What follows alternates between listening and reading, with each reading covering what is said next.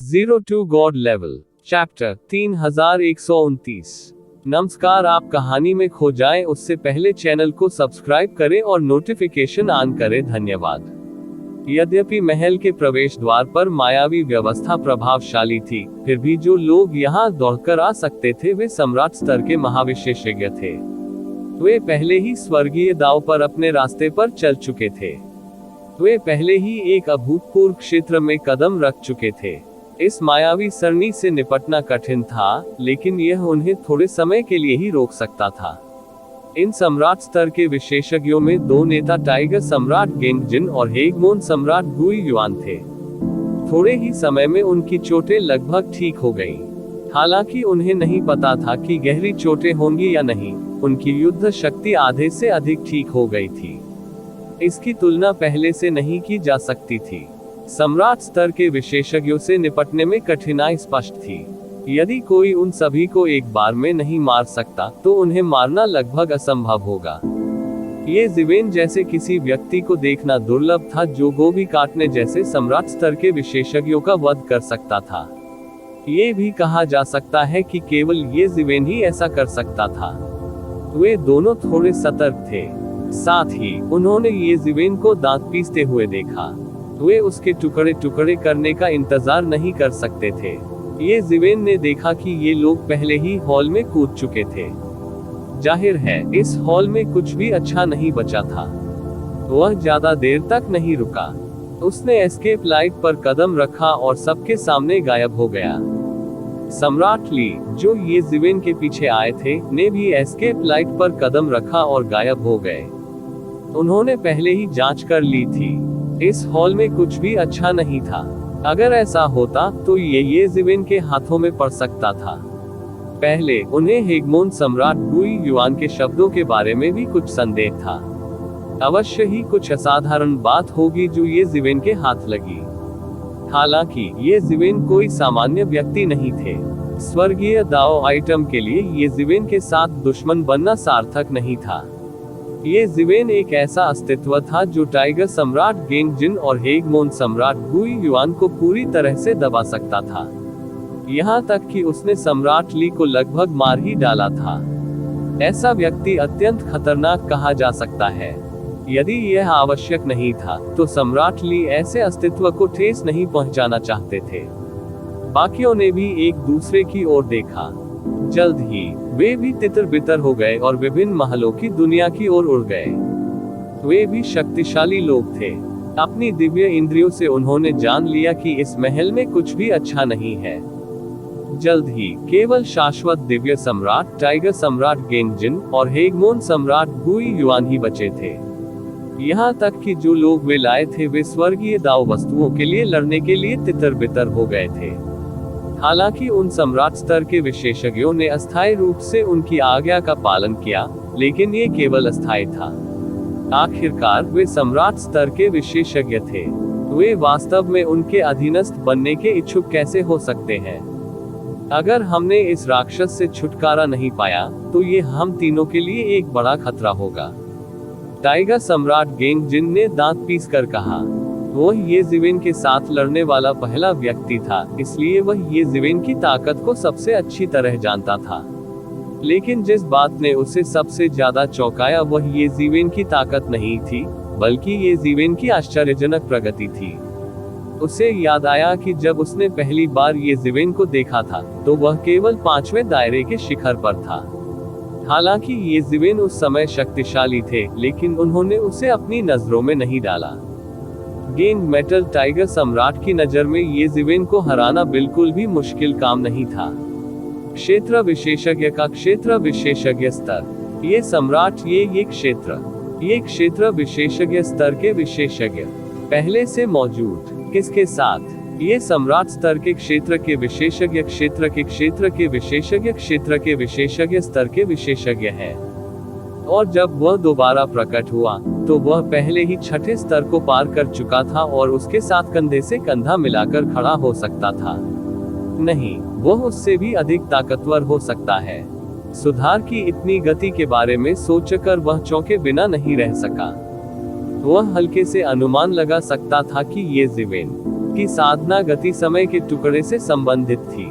अन्यथा एक सम्राट की साधना गति के साथ भले ही वह अचानक प्रबुद्ध हो गया हो, इतने कम समय में इस बिंदु तक प्रगति करना असंभव होगा। हालांकि ये जीवेन इतना डरा हुआ था कि उसने थोड़े समय में कीमती समय के टुकड़े का उपयोग करने का फैसला किया। उनकी बुद्धि निश्चय ही किसी सामान्य व्यक्ति की नहीं थी। उसे सावधान रहना चाहिए। ये सही है, मुझे उसे बिना दफन के ही मरना होगा, शाश्वत दिव्य सम्राट ने दांत पीसते हुए कहा। उसे मरे हुए कुत्ते की तरह पीटा गया था, भले ही एक के विरुद्ध दो मत थे। अगर वह ये जीवेन को मार नहीं सका और बदला नहीं ले सका, तो हो सकता है कि वह भविष्य में स्वर्गीय ताओवाद में पैर न जमा सके। वास्तव में उसे हंसी का पात्र भी बनाया जा सकता है। हेगमोन गुई युआन ने सिर हिलाया। प्रारंभ में वह स्काई शेकिंग टर्टल सम्राट के कारण ये जीवेन को मारना चाहता था। हालांकि अब उसके पास ये जीवेन को मारने का एक और कारण था। ताओ धर्मग्रंथ का शिलालेख अत्यंत महत्वपूर्ण था। वह इसे दूसरों के हाथ में जाने नहीं दे सकता था, अतः वह किसी भी साधन का प्रयोग करने में कंजूसी नहीं करेगा। ये सिर्फ इतना है कि यह आदमी न केवल क्रूर है, बल्कि वह योजना बनाने में भी बहुत अच्छा है। उचित योजना के बिना उसे मारना लगभग असंभव है, गेंग मेटल टाइगर सम्राट ने कहा। ये जीवेन के हाथों उसे लगभग एक बड़ी हानि का सामना करना पड़ा था। कहा जा सकता है कि उन्हें इस मामले में काफी अनुभव था। हालांकि यह कोई अच्छा अनुभव नहीं था। जिन दो लोगों की आकस्मिक मुलाकात हुई, उन्होंने भी इसका अनुमोदन किया। ये जीवेन को खत्म करने के लिए उन्हें अपने पुराने दुश्मन के साथ सहयोग करने में कोई आपत्ति नहीं थी। हमें ठीक से योजना बनानी चाहिए। हमें उसे अहंकारी नहीं होने देना चाहिए। तीनों विशेषज्ञों ने हाथ मिलाया था। उन्होंने स्वर्ग के विरुद्ध षड्यंत्र रचने का भी साहस किया। ये जीवेन को स्वाभाविक रूप से तीन विशेषज्ञों की योजनाओं के बारे में पता नहीं था। हालांकि वह अनुमान लगा सकता था कि उनके लिए इसे यूं ही जाने देना असंभव था। उनके पास एक बैकअप प्लान होना चाहिए। चूंकि आप सभी मेरे पास आना चाहते हैं, तो ये बहुत अच्छा है। मुझे निराश मत करो। चलो साथ चलें और इसे मिलकर सुलझाएं। ये जीवेन के चेहरे पर कुछ ठंडी मुस्कान झलक रही थी। उनके लिए ये तीन लोग भी बड़ा खतरा थे। छठे क्षेत्र के संप्रभु सम्राट निश्चित रूप से सामान्य लोग नहीं थे। इसके अलावा उन सभी के पीछे एक बड़ी ताकत थी। उनमें से कोई भी ये जीवेन को शिकायत का शिकार बना सकता है। अगर इन तीन लोगों ने उसके जाने के बाद उसे घेरने और रोकने के लिए तीन प्रमुख सेनाओं की ताकतों का इस्तेमाल किया, तो यही असली परेशानी होगी। बेहतर होगा कि इन्हें जल्द से जल्द खत्म कर दिया जाए।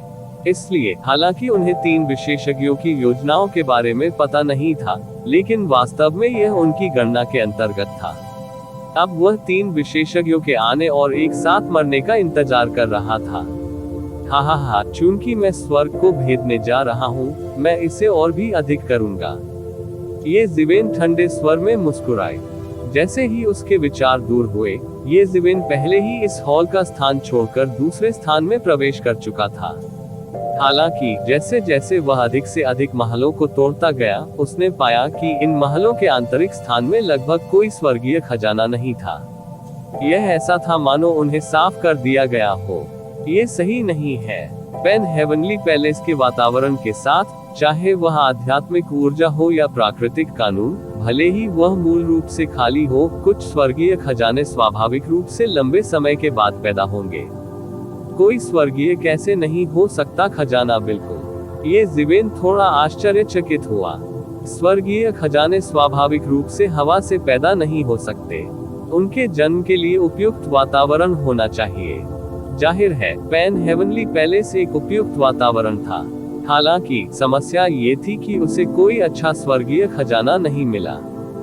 कभी कभी उसे कुछ स्वर्गीय खजाने मिले, लेकिन उनकी उम्र बहुत कम थी। ये केवल 1000 वर्ष पुराना था। हालांकि इसे बाहरी दुनिया के लिए अनमोल माना जाता था, लेकिन उनकी नजर में यह उल्लेख करने लायक नहीं था। यह ऐसा है जैसे कोई इसकी कटाई कर रहा हो। ये जीवेन ने अपनी आंखें सिकोड़ ली और एक भयानक अनुमान लगाया। हालांकि उन्होंने तुरंत इस विचार को पलट दिया। यह असंभव था। पैंथियन पैलेस को अनगिनत दिव्य जंजीरों से जकड़ दिया गया था और अंतहीन शून्य में निर्वासित कर दिया गया था। ये पहली बार होना चाहिए जब ये दुनिया में सामने आया हो। इसकी कटाई कौन कर पाएगा? इस बात का जिक्र नहीं कि लूट कितनी साफ थी। ये बस 1 मीटर ऊंचा था। क्या ऐसा हो सकता है कि पेनहेवनली पैलेस में कोई व्यक्ति बच गया हो? ये ज़िवेन को अचानक अपनी पीठ पर ठंडक महसूस हुई। उनकी साधना और कंप्यूटिंग क्षमता पहले ही पूर्णता के शिखर पर चढ़ चुकी थी। इसलिए वह एक ही विचार से कई विचारों को फैला सकता था। तार्किक रूप से कहें तो भले ही कोई अद्वितीय पावरहाउस था जो पेनहेवनली पैलेस की लड़ाई में बच गया था, उसे पहले ही गिर जाना चाहिए था। यद्यपि सम्राट स्तर के प्राणी का जीवन काल लंबा होता था, वह लाखों वर्षीय होता था। भले ही उन्होंने अपने जीवन काल को बढ़ाने के लिए विभिन्न गुप्त तकनीकों और कई स्वर्गीय खजानों का उपयोग किया हो, फिर भी वे कितने समय तक जीवित रह सकते थे? के युग को 100 मिलियन वर्ष से भी अधिक समय हो चुका था। 5 स्वर्गीय आदरणीय, कोई कैसे जीवित रह सकता है जब तक कि कोई सम्राट स्तर का प्राणी न हो जिसने अपने जादुई रास्ते को काट दिया और अंततः जीवन और मृत्यु को पार करते हुए कानून का रास्ता हासिल कर लिया। ये सोचकर ये ज़िवेन को भी ठंडक महसूस हुई। अगर ऐसा कोई शख्स सच में होता तो ये जगह बेहद खतरनाक होती। जिसके बारे में बात करते हुए, क्या पेनहेवनली वेनेरेबल सबसे विशिष्ट उदाहरण नहीं था? इसलिए कई किंवदंतियों के अनुसार पेनहेवनली पैलेस में एक ऐसी विधि थी जो सम्राट स्तर के प्राणियों को अपना रास्ता काटने की अनुमति दे सकती थी। इसने अनगिनत सम्राट स्तर के प्राणियों को प्रकट होने के लिए आकर्षित किया। कई विचार घने मकड़ी के जाल की तरह फैले हुए हैं। हालांकि वह नहीं रुके। वह एक एक करके दुनिया की खोज करता रहा। जल्द ही उसका सामना अन्य सम्राट लॉर्ड्स से भी हुआ, और वह ये भी जानता था कि ये सम्राट लॉर्ड्स उसके जैसे ही थे। वे सभी शून्य में परिवर्तित हो गए थे।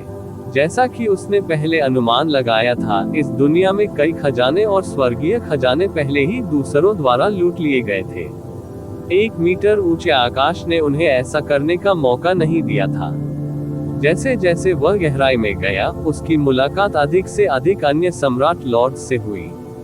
सभी ने एक ही गंतव्य के लिए अलग अलग रास्ते अपनाए।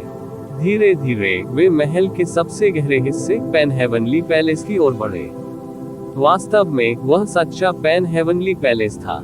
अन्य हॉल और वरिष्ठ बहने महलों का एक समूह मात्र थे जो इससे उत्पन्न हुए थे।